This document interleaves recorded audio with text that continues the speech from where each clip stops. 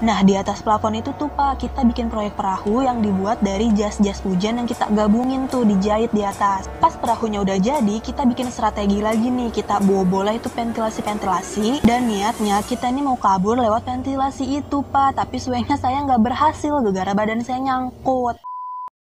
Hai friends, Assalamualaikum warahmatullahi wabarakatuh. Thank you banget udah klik video ini, and welcome back to my channel. Langsung aja, jadi sesuai dengan judul di video aku kali ini, aku bakalan kasih lihat nih ke kalian beberapa penjara yang paling sadis yang ada di dunia. Buat kalian yang penasaran apa-apa sajakah penjara tersebut, makanya ikutin terus video aku sampai habis ya.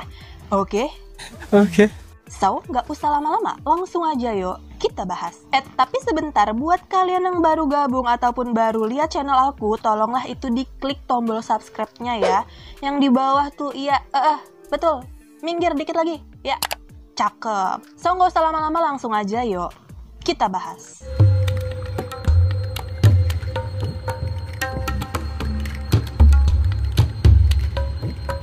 Yang pertama ada Antananarivo Prison di Madagaskar, East Afrika. Penjara ini nih ya, bisa dikatakan penjara yang paling parah banget dah. Kenapa? Karena di sini tuh satu selnya aja bisa diisi sama puluhan orang, friend. Bahkan nih ya, kalau mereka lagi pada tidur, mereka tuh harus kompak gitu geraknya biar bisa gerak balik badan. Dan penjara ini tuh bener-bener kumuh banget. Aya kecawa jeung berit di ditu mages biasa wae dak. Dan di situ tidak sedikit para tahanan yang terkena penyakit kulit karena ya emang itu tuh lingkungannya aja kotor bin joroks abis ya kan. Bahkan ya penjara ini tuh dikenal sebagai nama horror chill. Karena setiap hari para tahanan hanya diberikan makan seadanya saja. Banyak juga nih friend para tahanan yang sampai meninggal gegara kekurangan nutrisi. Terus di sini tuh sebenarnya penjaranya tuh cuma sampai buat kapasitas 900 orang friend. Tapi realitanya di situ tuh sampai 3000 orang friend di dalam situ.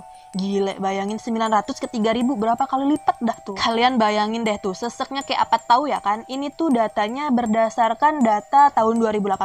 Nah, penjahat di sini tuh berbagai macam ya, friend. Dimulai dari yang ecek-ecek dulu nih, kayak maling ayam, maling sendal, nyopet, sampai yang paling sadis nih, alias kelas kakap seperti mafia, koruptor, dan juga serial killer. Pokoknya semuanya itu dikumpulin jadi satu di sini.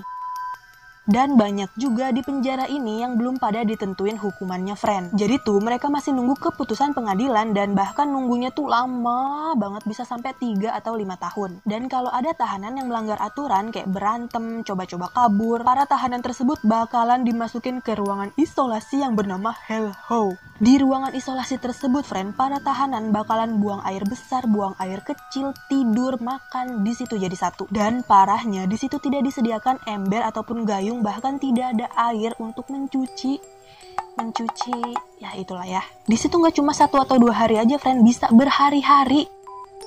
Nah, ini aku kasih lihat contoh prosedur kriminal yang baru aja masuk nih, friend, yang bernama Ricardo, umurnya 39 tahun.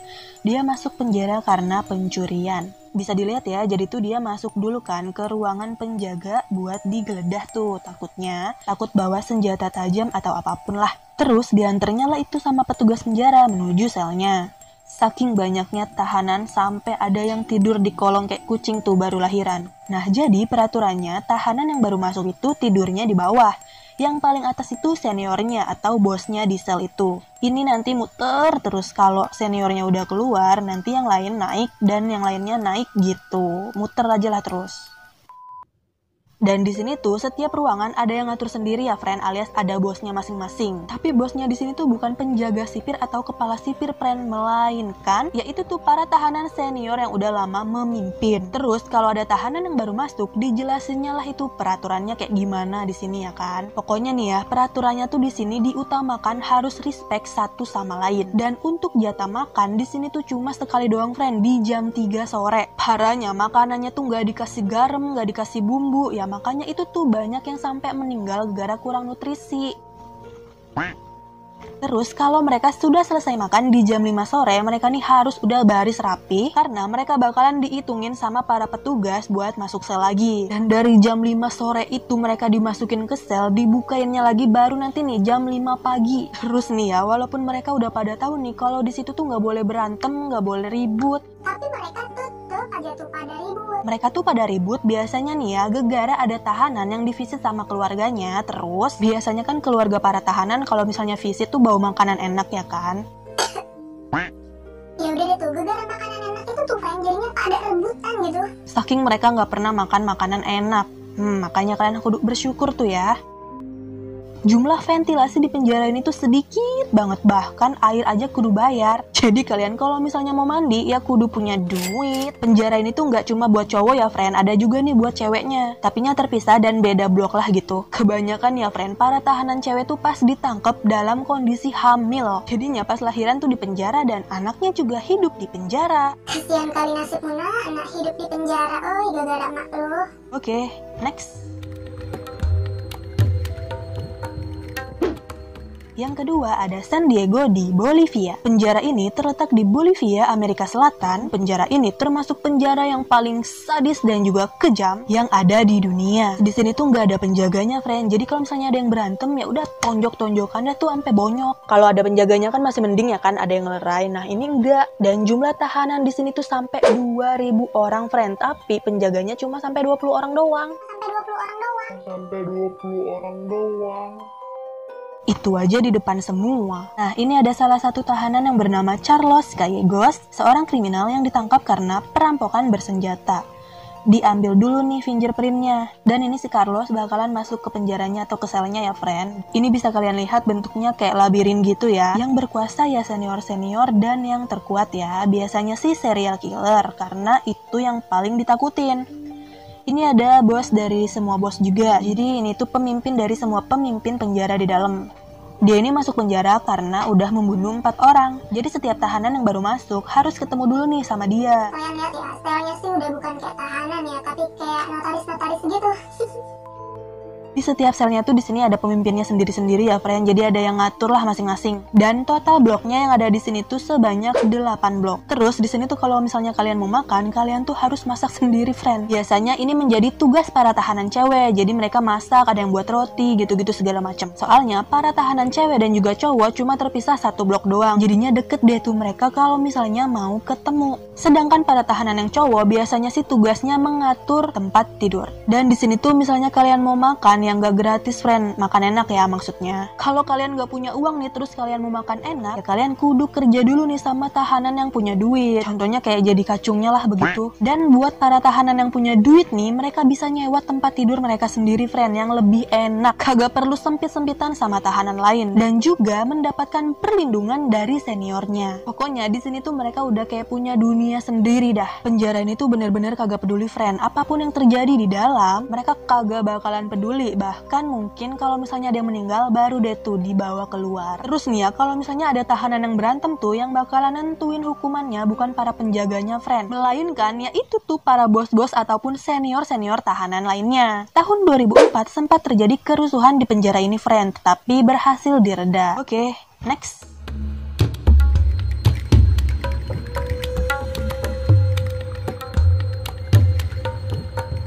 Yang ketiga ada South Cotabato di Filipina. Penjara ini termasuk penjara yang kejam dan juga sadis ya, friend, karena penjara ini tuh bener-bener sempit, sesek. Dan di sini sistem senioritasnya tuh kenceng banget. Wifi tetangga sebelah aja tuh kalah dah pokoknya. Jadi nih ya, tiap ada anak baru, mereka tuh pokoknya wajib buat dibotakin dulu tuh palanya. Jadi buat nandain nih, kalau misalnya yang palanya botak, kayak itu anak-anak baru alias anak-anak noob. Terus ya, semua barang yang dibawa sama anak baru itu menjadi barang milik bersama. Jadi tuh, misalnya kalian masuk nih jadi anak baru, kalian pakai baju bagus, terus bawa makanan enak. Terus pas kalian udah nyampe dalam, ya udah tuh diembat sama senior di situ. Ya kalian kagak bisa ngapa-ngapain, digebukin lu. Nah, ini ada video contoh orang yang baru masuk penjara ya, friend. Ini hampir sama kayak tadi. Satu sel bisa diisi sama belasan bahkan puluhan orang. Mana mah di sini panas banget. Ventilasinya aja di sini cuma sedikit doang, maneh haredang pokoknya mah. Nah, ini sama kayak tadi, di setiap selnya ada pemimpinnya, masing-masing ada bosnya. Dan bosnya nih yang nentuin peraturannya kayak apa, terus kapan boleh keluar, kapan boleh tidur, dan penjaganya ya nggak ikut-ikutan. Enak banget ya, terus kerjanya apa dah tuh penjaga? Makan gaji buta, hati-hati kena azab. Terus di sini tuh ada yang berkuasa lagi friend di dalam, namanya tuh biasa disebut dengan The President. Jadi dia itu bosnya semua bos. Dia yang mimpin penjara, dia juga punya anak buah, dan semua anak buahnya punya senjata pribadi. Dan ruangan dia ini yang paling enak ya friend. Dah kayak kamar pada umumnya lah pokoknya. Kenapa bisa begitu? Ya karena dia ini orkai alias orang kaya. Dia punya banyak duit, jadi kalau ada tahanan yang mau lindungin dia nih, dia bakal dikasih duit. Ya siapa juga yang nolak ya kan? Dan yang bakal ngatur semua jadwal para tahanan ya ini nih si The President tersebut. Terus nih ya, kalian jangan cuma mikir di kantor pada umumnya doang ada struktur organisasi dan juga pangkat-pangkatnya friend. Karena di sini juga ada. Dimulai dari yang paling tinggi ada The President yang tadi itu tuh. Terus setelah The President di bawahnya tuh ada anak buahnya yang dinamai dengan Marshall. Bukan Marshall and the Bear, bukan. Terus yang paling bawah biasanya anak-anak baru atau anak-anak noob. Dan kalau kalian mau jadi Marshall nih, anak buahnya si The President, persyaratannya kalian ini harus berbuat baik, bekerja keras, dan juga nurutin apa kata si The President. Enaknya kalau kalian berhasil menjadi Marshall, kalian bakalan dapat satu ruangan pribadi dan kalian tidurnya nggak bakalan sempit-sempitan sama tahanan-tahanan lainnya. Terus di sini bagi para yang punya duit, makanannya tuh bisa enak ya friend dibanding dengan yang nggak punya duit. Kalian juga bisa masak sendiri friend, kayak masak ikan, masak ayam, masak daging. Tapi kalau kalian nggak punya duit ya udah terima aja dah nasib makan makanan penjara yang kagak jelas tuh, nasi sama sayur nggak jelas. Oke, next.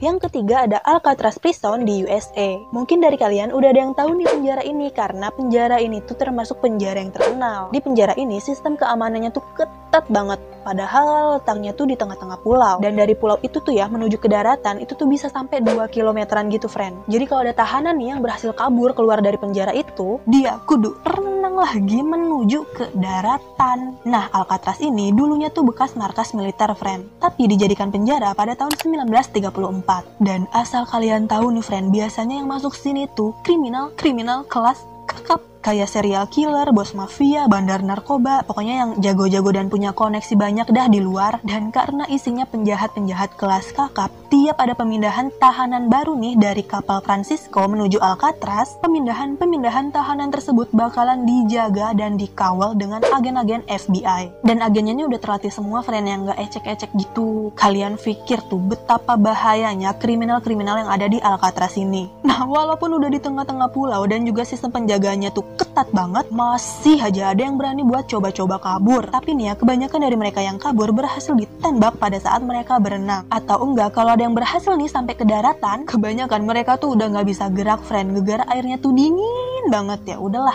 akhirnya ketangkap lagi. Dan kalau udah ketangkap, hukumannya tuh bakalan diberatin lagi friend. Hampir sama kayak yang sebelumnya nih, mereka bakalan ditaruh di ruangan isolasi di mana lu BAB, BAK, di situ semua jadi satu. Ini ada contoh selnya friend, bisa dilihat. Lumayan ada privasinya lah ya. Satu ruangan bisa buat puluhan orang aja, gile. Nah, buat tahanan-tahanan yang berkelakuan baik, di sini bakalan diperlakukan baik juga friend. Mereka boleh nonton TV walaupun dibatasin sih cuma 2-3 kali aja sebulan. Tapi kalau kelakuannya kayak dajal ya bakalan dimasukin ke ruangan isolasi tadi. Penjagaannya di sini juga nggak main-main friend, tapi makanannya di sini yang nggak parah-parah banget kayak yang tadi. Soalnya penjaranya aja udah bikin stres ya kan di tengah-tengah pulau. Nah, maka dari itu di sini tuh makannya bisa sesekali enak gitu, kayak daging, kayak susu. FYI nih friend, meskipun letaknya udah di tengah-tengah pulau dan juga sistem keamanannya tuh bener-bener ketat, di sini tuh berhasil ada yang kabur friend. Dan cerita tahanan yang berhasil kabur dari Alcatraz ini juga lumayan terkenal. Jadi mereka tuh yang berhasil kabur adalah The Brothers Angling, Frank Norris, dan Alan West. Mereka berempat nih satu kelompok gitu friend. Tapi suenya si Alan West kagak berhasil kabur gara-gara dia nyangkut. Ya udahlah, jelas dia ditinggalin gitu aja sama temennya. Kasian.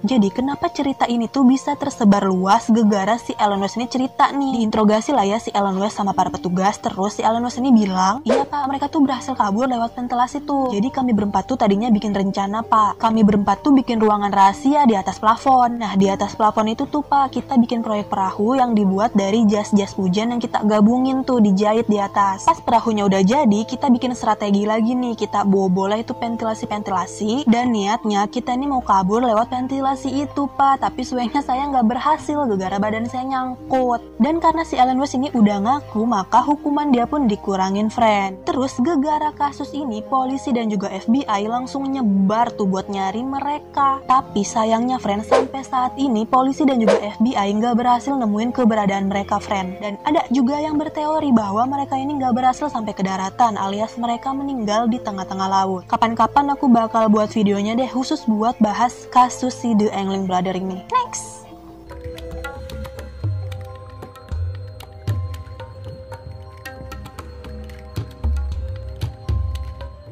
Dan yang terakhir ada Bangkwang di Thailand. Bukan Bangkwang yang buat metis, bukan. Salah server. Penjara ini hanya terletak beberapa kilometer dari Bangkok. Penjara ini juga merupakan penjara yang paling terkejam di Thailand. Banyak orang yang di penjara ini merupakan orang-orang asing. Dalam 3 bulan pertama, tahanan diwajibkan untuk memakai borgol. 10% penghuni di penjara ini adalah mereka yang menunggu eksekusi mati. Dan mereka yang menunggu eksekusi mati, mereka wajib memakai borgol di kaki mereka. Dan tahanan di sini tuh paling tidak dihukum penjara selama 25 tahun. Dimana tahanan hanya mendapat makanan sehari sekali. Gegara itu banyak napi yang kekurangan nutrisi dan juga menderita penyakit menular. Dan itu semua dikarenakan tidak adanya saluran air yang mengalir, saluran pembuangan, dan bahkan penjara ini tuh seseknya minta ampun. Itu dia tadi penjara-penjara paling sadis di dunia ya, friend. Emang sih banyak orang jahat yang emang pantas banget gitu dapat hukuman, tapi Kenapa pas aku riset materi ini aku jadi nggak tega juga sama mereka ya, friend? berasa lagi lihat hewan-hewan ternak gitu ya kan, bukan orang lagi, bukan. Jangan sampai kita bakalan ada di posisi mereka. Nauzubillah. Oke, sampai di sini dulu video aku kali ini. Jangan lupa diklik like-nya jika kalian suka dengan video aku. Juga boleh komen di bawah ini apa saran yang kalian punya. And last, don't forget to klik tombol subscribe supaya channel aku makin berkembang. Thank you all, see you on my next video.